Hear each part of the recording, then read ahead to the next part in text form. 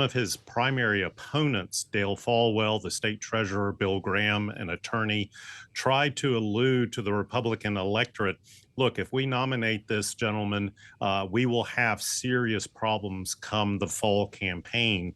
And so those of us here in North Carolina had been hearing through the kudzu vine line that indeed there were some issues. We've known about his rhetoric. We've known about his controversial statements. But this really hit the state much like not a political earthquake, but much more like a political asteroid. Well, there you go. It's not lost on us that this all dropped the day before the ballot deadline. You kind of wonder where the Oppo book was until now. But we did hear from Mark Robinson, and we should hear from him now for the sake of our audience. He was answering to these charges on CNN. Here's what he said. You all have seen the half-truths and outright lies of Josh Stein on these ads over and over again. And now a story leaked by him to CNN is appearing now. Let me reassure you, the things that you will see in that story, those are not the words of Mark Robinson. You know my words, you know my character, and you know that I have been completely transparent in this race and before.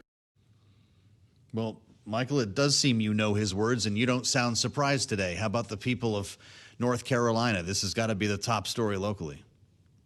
It is indeed locally and across the state. And I think really the fallout is still descending upon the state.